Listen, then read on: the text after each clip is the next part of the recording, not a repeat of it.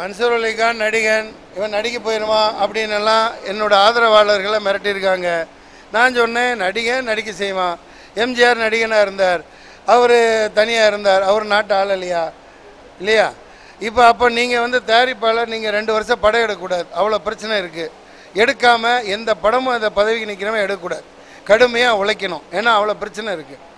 ஒரு பக்கிரிசாமி அவர்கள் தேர்தல் தணிக்கை அதிகாரி, அவரை நான் மனமாற பாராட்டுகிறேன். யுஏ இந்த சர்டிஃபிகேட், சர்டிஃபிகேட் கொடுக்கப்பட்டாலும் அரசு வரி விலக்கு அளிக்கணும்னு சொல்லியிருக்கார். அது மனதார பாராட்ட வேண்டிய ஒரு விஷயம். ஏன்னா அது கவுன்சிலில் இருந்து இவங்க செய்ய வேண்டியது, அதெல்லாம் அவங்க செய்ய மாட்டேங்கிறாங்க. தைரியமாக அவர் வேண்டுகோள் விடுத்திருக்கிறார் பக்கீர்சாமி அவர்கள், அதை பாராட்டலாம். ஏன்னா ஒரு நல்ல படங்கள் வெளிவரும். இப்போ நானே என்னோடய படத்துக்கு வரி விலக்கு கிடைச்சனால அதை எந்த ஆட்சியில் யார் கொண்டு வந்திருந்தாலும் அவரை நான் மனதார பாராட்டுகிறேன். சினிமா ரொம்ப சீரழிஞ்சு போயிடுச்சு. சினிமாவை தியேட்டரில் பார்க்கணும், தியேட்டரில் பார்த்து ரசிக்கிறதா முறை. அந்த தியேட்டரில் வரவழைக்க தவறியவர்கள் இந்த தயாரிப்பாளர் சங்கம், ஒட்டுமொத்த திரைத்துறைன்னு தான் நான் சொல்லுவேன். இதை விஞ்ஞான வளர்ச்சின்னு சொல்ல மாட்டேன். திருட்டு விசிடி, இந்த லோக்கல் கேபிளில் ஒளிபரப்புறது, அரசு பேருந்துகளில் ஒளிபரப்புறதெல்லாம் நான் தேர்தலில் வென்று வந்தால் ஒரே வாரத்தில் தடுத்து நிறுத்துவேன். ஏண்டா கர்நாடகாவில் ஏதாவது புதுப்படம் வந்தால் அவன் விற்கிறவனுக்கு கை இருக்காது, வாங்குறவனுக்கு கால் இருக்காது. இது சட்டம், எழுதப்படாத சட்டம்.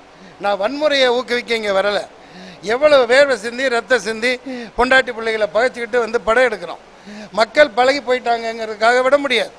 மக்கள் பொறுத்தரல வேண்டும், அவ்வளோதான் சொல்லுமே தவிர இதை சட்டபூர்வமாக அழகாக நாங்கள் வழக்கு போட்டு காப்பிரைட் ஆக்ட் 157 அண்டர் செக்ஷன் 63 படி இன்னமும் 357 ஜட்ஜுக்கு அதிகாரம் இருக்கிறது, பல செக்ஷன்கள் இருக்கிறது. இதில் இவங்க வழக்கு போட இதுவரைக்கும் யோசிக்கவே கிடையாது. அதை நான் தமிழகம் முழுக்க ஒரே வாரத்தில் செயல்படுத்தி அதை ஜூரிஸ்டிக்ஷன் மெட்ராஸுக்கு கொண்டு வர முடியும். நம்ம கான்ஃப்ளிக்ட் ஆஃப் ஜட்ஜ்மெண்ட் ஆகக்கூடாது அப்படின்னு சட்டத்தில் அதுக்கு இடம் இருக்குது. நம்ம நீதிமன்றத்தை அணுகி வாங்க முடியும். அதை முதல்ல தடுத்தா திரையரங்குகள் கூட்டம் அதிகமாகும். திரையரங்குகள்லையும் 50 ரூபா 30 ரூபாய்க்கு டிக்கெட்டை கொண்டு வர வைக்கலாம். அதே சிறந்ததை தவிர